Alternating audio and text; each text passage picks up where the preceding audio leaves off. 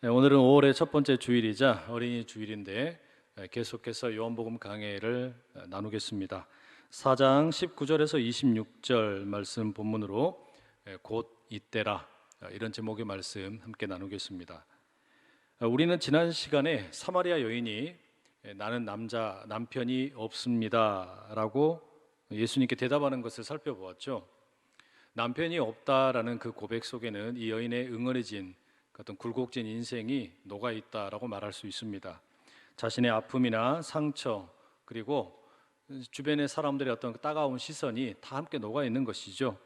이처럼 어렵게 자신의 아픔을 고백한 이 사마리아 여인에게 예수님께서는 있는 모습 그대로 긍정해 주시고 받아주십니다. 내가 너를 안다, 또 너의 아픔과 슬픔을 안다, 이렇게 보듬어 주셨죠. 그러자 여인이 예수님을 부르는 호칭이 완전히 달라지게 됩니다. 19절 여자가 이르되 주여 내가 보니 선지자로소이다. 이 사마리아 여인이 예수님을 가리켜 선지자라고 부르고 있습니다. 여러분, 선지자라는 이 말 속에는 하나님으로부터 보냄받은 자라는 그런 어떤 의미가 있는 것이죠. 그런데 어떤 학자들은 이 선지자라는 말 앞에 영어로 표현하면 정관사 더가 붙어서 당신은 바로 그 선지자일 것입니다, 이렇게 읽어야 된다고 말하는 분도 있어요. 그래서 아마 이 사마리아 여인이 예수님을 세례 요한으로 생각했던 것 같다라고 주장하는 거죠. 물론 그럴 수도 있겠습니다. 하지만 그냥 일반적인 의미에서 예수님을 가리켜 선지자로 이해했다라고 하더라도 이것은 상당한 변화라고 말할 수 있습니다. 하나님으로부터 보냄받은 사람, 하나님의 뜻을 전하는 사람, 그 선지자 예수님이 그런 분으로 보인다라는 거예요. 그러니까 이 여인은 지금 예수님이 누구이신지를 100% 이해하는 것은 아니지만 상당히 근접해 가고 있는 겁니다.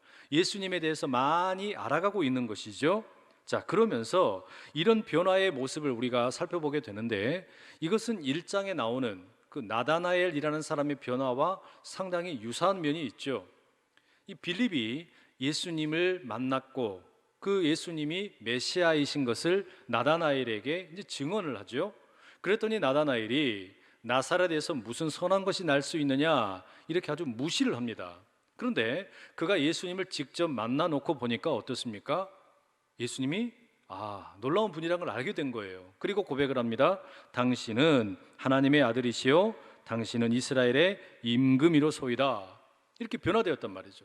이와 마찬가지로 여인도 예수님에 대한 고백이 달라지고 있는 겁니다. 그런데 더 중요한 것은 이 여인이 예수님을 선지자로 이해하게 되면서 예수님이 보통 분이 아니라는 것을 이해하게 되면서 그 다음에 예수님에게 무언가 궁금했던 것을 묻게 됩니다. 20절 보십시오. 우리 조상들은 이 산에서 예배하였는데 당신들의 말은 예배할 곳이 예루살렘에 있다 하더이다. 여러분, 지금 이 여인이 무엇을 묻고 있습니까? 예배에 대해서 묻고 있지요. 이게 어떤 의미일까요? 우물가에서 우연히 만난 유대인 남성, 그가 선지자처럼 보이는데 바로 그 선지자처럼 보이는 남성에게 이 여인은 유대인과 사마리아인 사이의 정치적인 평화의 방법은 무엇일지, 혹은 돈을 많이 버는 방법은 무엇일지, 자녀 교육을 잘할 수 있는 방법은 무엇일지, 성공적인 인생을 사는 방법은 무엇일지, 출세하는 방법은 무엇일지, 좋은 남자를 만나는 방법은 무엇일지, 이런 걸 묻지를 않는 겁니다. 이 여인에게 있어서 가장 깊은 관심사는 예배였어요. 비록 마을 사람들에게 남편이 없다라는 이유 때문에 무시를 당하고 자신의 보호자가 없고 그런 이유 때문에 인생사가 너무나 굴곡져 있었지만 이 여인은 예배에 대한 사모함이 있었다라는 말입니다. 하나님 앞에 간절하게 나아가는 그 예배에 대한 열정이 있었습니다. 때문에 비록 우물가에서 우연히 만난 선지자이지만 그 예수님에게 예배에 대해서 묻는 겁니다. 여러분, 만약에 여러분이 사마리아 여인이라면, 그래서 우연히 예수님을 만나게 되었다면 여러분은 예수님에게 무엇을 구하시겠습니까? 사업을 어떻게 성공시킬지, 자녀를 어떻게 하면 잘 교육시킬지, 인간관계는 어떻게 해야 좋을지, 좋은 사업 아이템이 무엇이 있을지, 이 나라의 정치 혁명은 어떻게 일어날 수 있을지, 남과 북이 어떻게 통일할 수 있을지, 우리 가족이 앓고 있는 저 암으로부터 어떻게 치유함을 받을 수 있을지 묻고 싶은 질문이 너무너무 많겠지만 무엇보다 우리 역시 예배에 대한 갈급함이 있기를 축복합니다. 왜냐하면 예배에 대한 갈급함이야말로 성도가 하늘의 복을 누리는 온전한 길이기 때문입니다. 그런데 여러분, 사마리아 여인은 그렇다면 이 예배에 대한 궁금증, 예배에 대해서 묻고 있는데 도대체 무엇을 묻고 있습니까? 20절 말씀 다시 읽어드리죠. 우리 조상들은 이 산에서 예배하였는데 당신들의 말은 예배할 곳이 예루살렘에 있다 하더이다. 뭡니까? 예배 장소에 대한 물음이에요. 더 정확하게 이야기하면 어디가 합당한 예배 장소냐, 이걸 묻고 있는 것이죠. 이 여인의 말을 가만히 보십시오. 우리 조상들, 말하자면 사마리아인들의 조상들이 그 자녀들에게 가르치기에는 이 산에서 예배를 하면 된다라고 가르쳤다라는 겁니다. 그러면 이 산이 어디를 가리키는 겁니까? 신명기 11장 그리고 27장에 보면 에발산과 함께 등장하는 그리심산이라는 곳이 있어요. 이 그리심산을 가리키는 겁니다. 에발산은 저주를 선포하는 산이고 그리심산은 축복을 선포하는 산인데, 바로 이 그리심산이 사마리아인들의 중요한 예배 처소로 이해되어 있었습니다. 그래서 유대인들이 합당한 예배의 자리라고 주장하는 예루살렘이 아니라 그리심산이야말로 진정한 예배의 장소다라고 배웠다라는 겁니다. 여러분, 이 사마리아 여인의 표현 속에는 사실 역사적인 깊은 갈등이 녹아있는 표현입니다. 우리가 이미 지난 시간에 유대인들과 이 사마리아인들 사이에는 참 극복하기 어려운 높은 장벽이 있다라는 말씀 드렸죠. 그러면서 어떤 말씀 드렸냐면, 아시리아 제국에 의해서 멸망한 북이스라엘이라는 나라가 있죠. 이 북이스라엘을 아시리아 제국이 다른 민족과 혼합을 시켜버립니다. 국제 결혼을 시키는 거예요. 이로 인해서 북이스라엘 사람들이 이제 혼합 민족이 되어버립니다. 이로 인해서 유대인들은 뭐라고 말합니까? 당신들은 이제 유대인으로서의, 이스라엘 사람으로서의 정체성을 잃어버렸다. 그래서 사마리아인이라고 이렇게 비난했다라고 말하지 않았습니까? 그런데 유대인과 사마리아인 사이가 더 멀어지게 된 결정적인 계기가 있었습니다.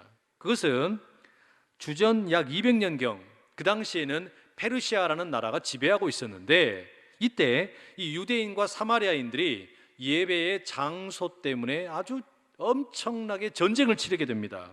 이 당시에 사마리아 사람들이 앞서 말씀드린 것처럼 그리심산이라는 곳에다가 산당을 세웁니다. 그리고 말하기를 예루살렘 성전에 갈 필요 없이 이 그리심산이야말로 신명기에 모세가 이야기했던 것처럼 축복을 선포하는 산이니까 여기에서 예배하면 된다, 이렇게 가르친 겁니다.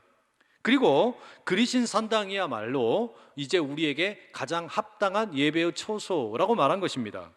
당연히 유대인들은 이런 어떤 예루살렘 성전을 무시하는 사마리아 사람들의 주장을 용납할 수가 없었겠죠. 그래서 이 예배 장소 문제로 늘 부딪히던 이 두 세력이 갈등이 심해지다가 주전 128년에 이 유대인 군대가 사마리아 땅으로 쳐들어갑니다. 그리고 그리심산에 세워져 있던 이 산당을 완전히 다 파괴시켜 버리는 거죠. 바로 이런 역사적 배경을 이해를 해보면 이 사마리아 여인이 묻는 이 질문이 상당히 깊이가 있는 겁니다.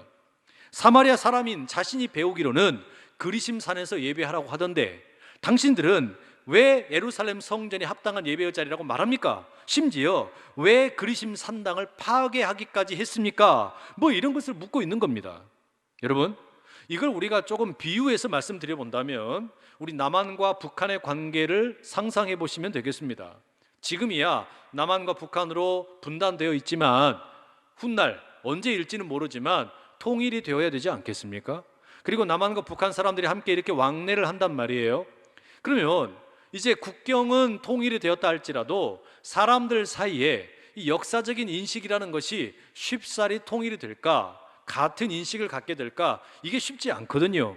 말하자면 북한 사람들은 너무 오랜 시간 동안 세뇌를 당해 왔기 때문에, 예를 들어서 1950년 한국 전쟁은 남한이 미국과 함께 북침을 한 것이다, 이렇게 알고 있단 말이에요. 근데 우리는 어떻게 배웁니까? 당연히 북한이 남침을 한 것이다, 이렇게 배웠지 않습니까?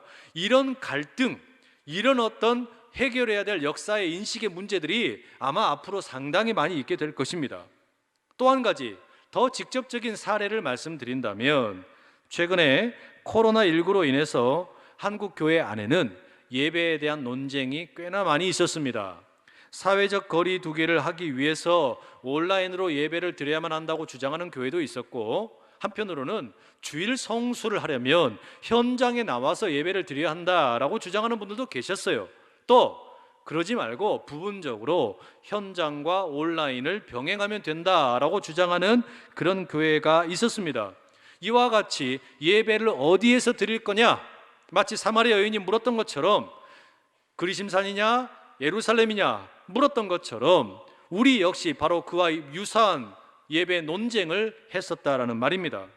이런 논쟁이 고난주간과 부활절을 겪으면서 더 심하게 되었어요. 특히 예배뿐만 아니라 성찬식을 어떻게 할 것이냐, 우리가 전통적으로 고난주간에 성찬도 많이 하고 부활절에 성찬하는 경우도 있고 성금요일에 성찬하는 경우도 있는데, 이제 사회적인 거리 두기를 해야 되는데, 이런 상황에서 과연 온라인으로 성찬을 하는 것이 가능하겠느냐, 이런 걸 가지고 누구는 된다, 누구는 안 된다, 이런 신학적인 논쟁이 꽤나 많이 있었습니다.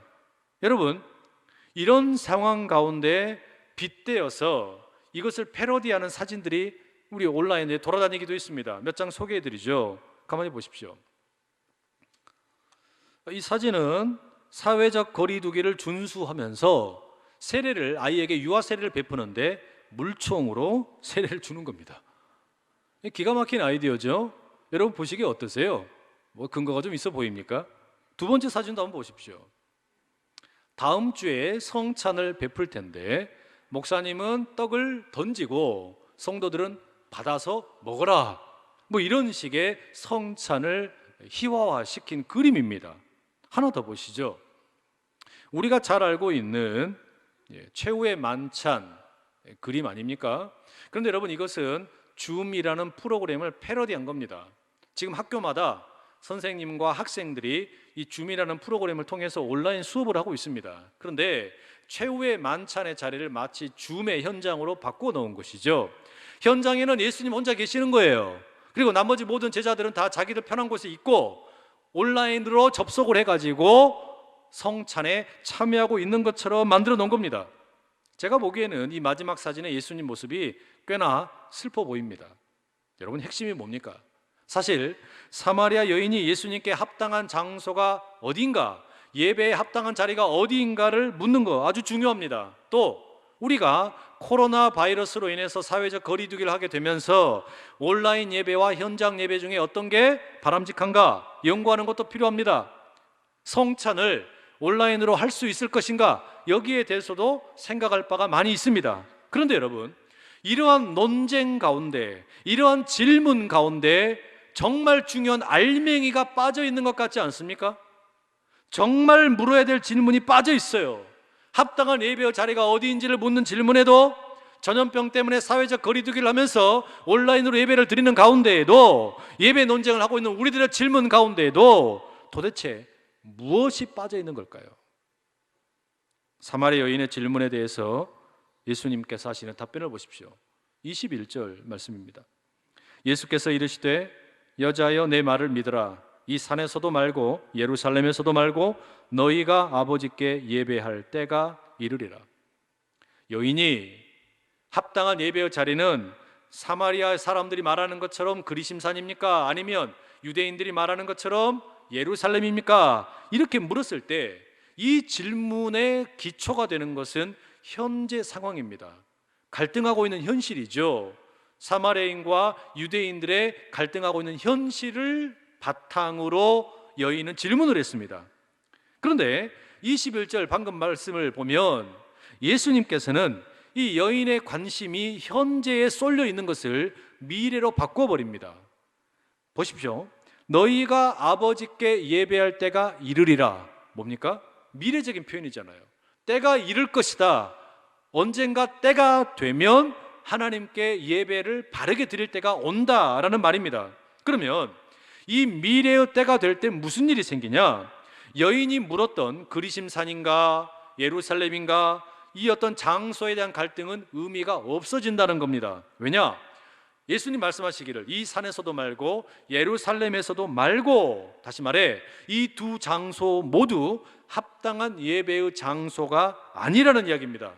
결국 갈등의 핵심이 예배의 장소라고 말했는데, 이 여인의 질문, 이 현재에 대한 질문을 예수님께서는 미래의 어느 때가 되면 그건 아무런 문제가 아니다, 그것은 쓸모없는 문제가 된다, 이렇게 말씀하고 계신단 말이죠. 게다가 거기에 예수님이 덧붙이시는 말씀 가만히 보십시오. 너희가 아버지께 예배할 때가 이르리라. 여인의 말에서는 찾아볼 수 없는 한 단어가 들어있습니다. 그게 뭡니까? 아버지라는 단어입니다. 이게 뭘 말하는 걸까요?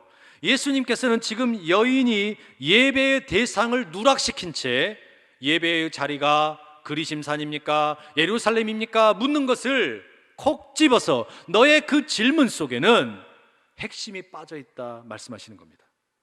하나님 아버지를 예배한다라는 사실이 빠져있다는 이야기예요. 여러분, 이게 대단히 중요합니다. 사마리아 여인이 내가 예배를 드릴 합당한 자리가 그리심산입니까?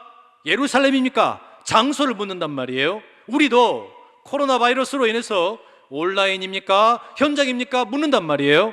그런데 이 질문 가운데 정말 중요한 핵심은 뭐냐? 장소가 어디냐 보다 더 중요한 게 있는데, 그게 뭐냐면 도대체 내 예배를 받으시는 하나님이 누구냐라는 거예요. 우리의 예배를 받으시는 하나님이 누구이신가라는 질문이 합당한 장소가 어딘가, 예배에 합당한 방법이 무엇인가, 이런 질문들보다 훨씬 더 중요하다는 이야기예요. 이 질문이 가장 근본적인 예배에 대한 물음이라는 말입니다. 한국 교회 안에서 예배의 논쟁을 하면서 온라인 예배를 드릴까 현장 예배를 드릴까 온라인 성찬에 대한 어떤 논쟁을 하는 거 다 좋습니다. 그런데 여인의 질문처럼 그리심산에서 예배를 드려야 됩니까? 예루살렘에서 예배를 드려야 됩니까? 장소를 묻는 여인의 질문처럼 우리 역시 하나님이 누구이신지에 대한 물음이 빠져 있는 게 아니냐는 말이에요. 다시 말하면 우리가 지금 예배에 대해서 생각을 할 때 우리의 주된 관심사는 다 어디에 있냐? 나에게 있는 거예요. 내 만족, 내 편안함, 나의 안전, 여기에 우리의 모든 예배에 대한 이해가 쏠려 있는 건 아니냐는 말이죠. 그러다 보니까 뭐가 사라져 버렸냐면 내가 지금 누구 앞에 나와서 예배하느냐, 이걸 잊어버린 거예요. 내가 지금 예배하는 대상이 누구인가라는 것을 잊어버린 겁니다. 다시 말하면 예배의 주도권은 우리에게 없습니다. 예배는 내가 원해서 드리는 것도 아니에요. 우리가 예배를 신학적으로 가르칠 때 가장 먼저 말하는 게 뭡니까? 예배의 부름, 첫 시간부터 하나님께서 우리를 부르셨기 때문에 예배가 가능하다고 말한단 말이에요. 무슨 말입니까? 예배란 내가 하고 싶으면 하고 안 하고 싶으면 안 하고 내가 편한 대로 하는 게 아니라는 이야기예요. 예배의 주체는 하나님이십니다. 그렇기 때문에 정말 중요한 예배의 핵심은 나의 예배를 받으시는 하나님이 누구이신가, 여기에 있는 겁니다. 여러분 기억하십시오. 우리는 하나님께 예배하는 겁니다. 그 하나님 앞에 서게 되면 우리의 다툼이라는 것이 아무것도 아닌 게 된다는 말이죠. 그런 의미에서 여러분 이어지는 23절 보십시오. 아버지께 참되게 예배하는 자들은 영과 진리로 예배할 때가 오나니 곧 이때라. 아버지께서는 자기에게 이렇게 예배하는 자들을 찾으시느니라. 예수님께서 이 여인에게 예배에 대해서 더 가르치십니다. 뭐라고 말씀하십니까? 하나님 아버지를 참되게 예배할 때가 올 것이다. 시간의 표현이죠. 미래에 대한 표현입니다. 그런데 이 구절에서는 여기에 조금 더 이상한 말씀이 덧붙여집니다. 하나님께 참되게 예배할 때가 올 것이다. 미래 아닙니까? 그런데 그 다음에 덧붙여진 말씀이 뭐라고 되어 있어요? 그때는 곧 이때라, 이렇게 되어 있습니다. 이때라는 것은 여러분 뭐예요? 현재입니다. 여러분 그러면 이 두 말은 상충되는 거 아닙니까? 하나님에게 참되게 예배할 때가 올 것이다, 미래예요. 그런데 그때는 곧 지금이다, 이렇게 말씀하신단 말이에요. 그럼 미래라는 거예요? 현재라는 거예요? 이게 여러분 의미가 좀 이상하지 않습니까? 이게 어떤 말일까요?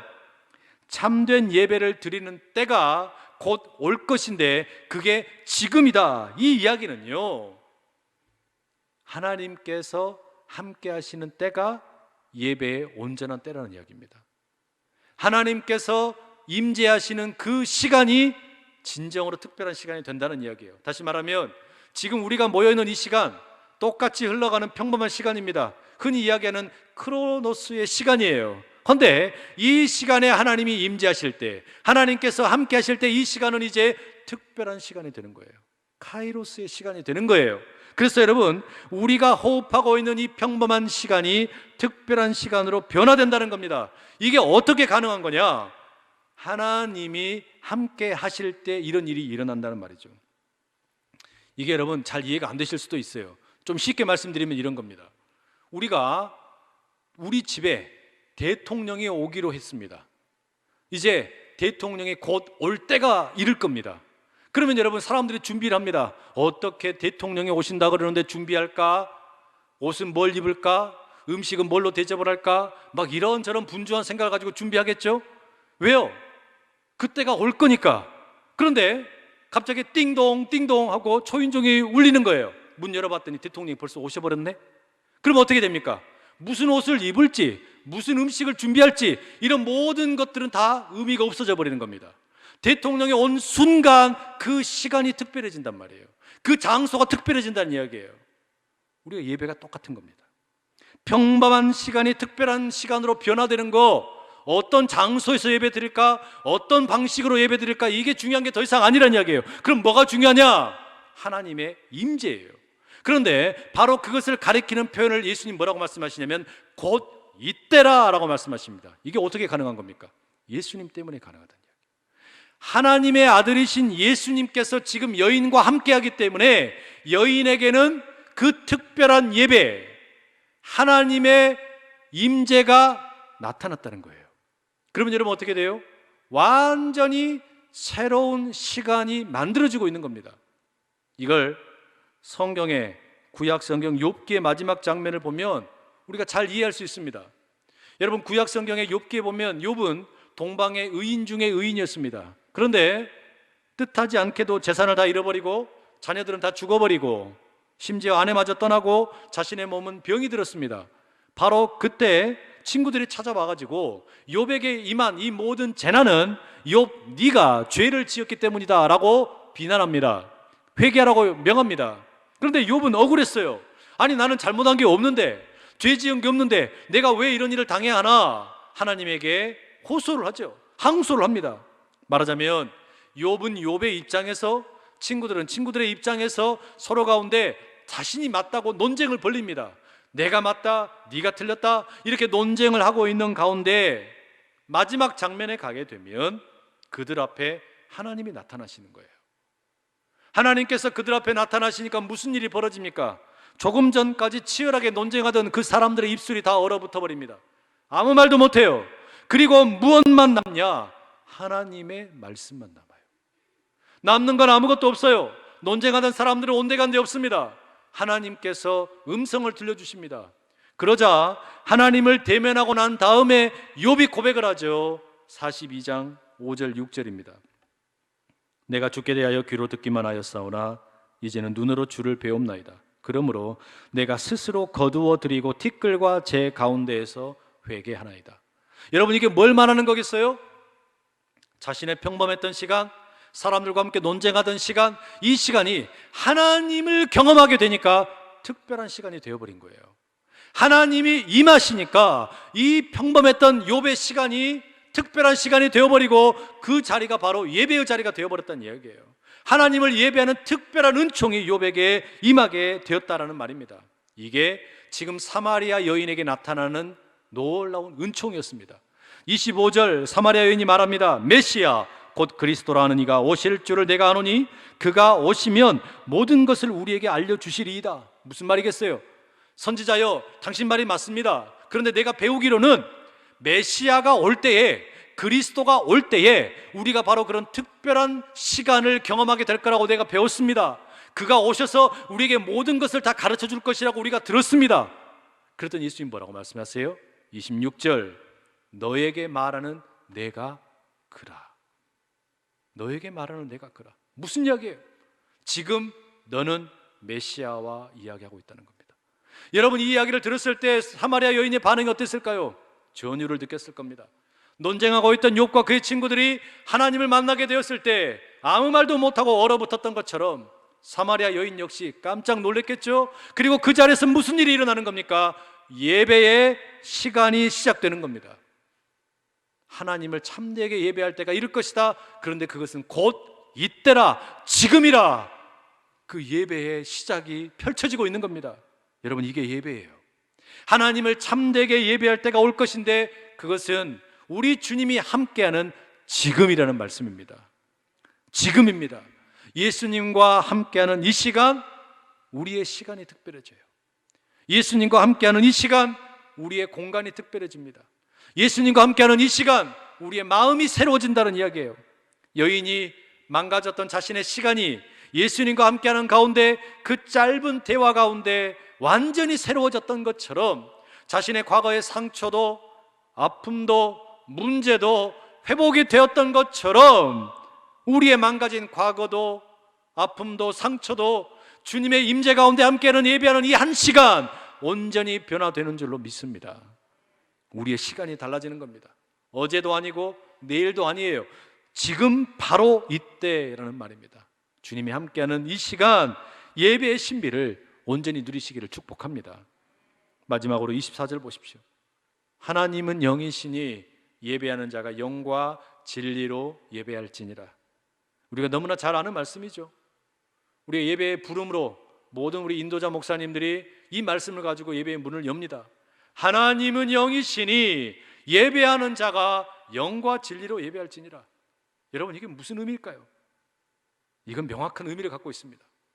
하나님이 영이시고 그렇기에 예배하는 자도 영과 진리로 예배한다라는 것은 우리가 하나님께 올려드리는 예배라는 것이 우리의 호감이나 우리의 만족이나 우리의 어떤 선택에 달려있는 게 아니라는 이야기예요. 하나님은 우리에 의해서 좌지우지 되는 분이 아니라는 이야기입니다. 예배의 장소에 의해서, 예배를 드리는 사람에 의해서 결정되는 것이 아니라 하나님은 영처럼 자유로운 분입니다. 때문에 우리가 영과 진리로 예배를 드린다라는 것은, 다시 말하면 하나님이 누구인지를 알아야 진정한 예배가 가능하다는 이야기입니다. 하나님이 영이시니까 예배하는 자도 영과 진리로 예배드리라. 무슨 말입니까? 하나님을 바로 알아야만 우리의 진정한 예배가 회복될 수 있다는 이야기예요. 성경에 우리에게 계시해 주는 하나님, 그 하나님을 바로 알 때에 우리의 무너졌던 예배가 회복된다라는 이야기입니다. 여러분, 바로 이 점에서 우리는 중요한 과제를 발견하게 됩니다. 하나님의 성품을 바로 이해하고 하나님이 어떤 분인지를 바로 아는 것, 거기에 예배의 성패가 달려있다라는 말입니다. 우리가 때때로 땅끝에 선교를 떠나기도 합니다. 멀리에 아직 복음을 듣지 못한 이들에게 복음을 전합니다. 예수님을 가르칩니다. 성경을 가르칩니다. 그런데 여러분, 이 모든 선교의 궁극적인 목적이 뭘까요? 왜 우리가 선교를 하는 걸까요? 사실 선교의 궁극적인 목적은 그들과 함께 예배하기 위함입니다. 이사야 43장 21절에 말하는 것처럼 이 백성은 내가 나를 위하여 지었나니 나의 찬송을 부르게 하려 함이라. 하나님께 더불어서 함께 예배하기 원하는 것, 우린 그 이유 때문에 선교한다는 이야기예요. 하나님께 더불어 찬양을 올려드리는 것, 우리는 그 이유 때문에 선교한다는 이야기입니다. 마찬가지입니다. 오늘이 어린이 주일이라고 하죠. 5월은 가정의 달이라고 말하죠. 여러분, 우리 가정의 예배는 어떻습니까? 지난 온라인으로 예배를 드린 몇 주간 여러분의 예배는 어떠했습니까? 지난 온라인으로 예배드린 몇 주간 여러분의 자녀들의 예배는 어떠했습니까? 우리 가정에 주어진 사명은 명확합니다. 부모된 우리가 우리의 자녀들에게 물려줄 수 있는 최고의 선물이 뭘까? 부모와 자녀가 함께 하나님을 예배하는 일입니다. 부모가 자녀에게 줄 수 있는 최고의 선물, 돈도 아니고 지위도 아니고 아무것도 없습니다. 가장 중요한 게 있다면 너의 인생의 참 주인은 하나님이시다. 너는 하나님을 예배하기 위해 이 땅에 왔다. 그 사실을 일러주는 거 아니겠습니까? 여러분, 우리가 그렇게 함께 자녀들과 예배하는 가운데 하나님이 누구이신지를 알게 될 때 그 성령의 임재 가운데 우리는 욥이 친구들과 논쟁을 하다가 입이 얼어붙고 하나님의 임재 가운데 특별한 시간을 경험했던 것처럼 사마리아 여인이 우물가에서 예수님을 만나 자신의 평범했던 시간이 특별하게 변화되었던 것처럼 우리의 평범한 시간이 특별한 시간으로 변화되는 아름다운 예배의 은총을 누리게 되는 줄로 믿습니다. 신학자 칼 바르트가 남긴 기도문 가운데 이런 내용이 있더라고요. 당신은 우리에게 필요한 것이 무엇인지, 당신의 연약한 교회와 가련하고 혼란스러운 세계를 위해 가장 도움이 되는 것이 무엇인지 우리보다 훨씬 잘 알고 계십니다. 당신은 우리가 구하고 생각하는 것을 훨씬 뛰어넘어 우리를 도우실 수 있습니다. 그러한 당신 앞에 이 기도를 내어놓을 수 있음에 감사합니다. 우리는 당신의 손 안에 있습니다. 당신의 판단 안에 엎드리며 당신의 은총을 찬미합니다.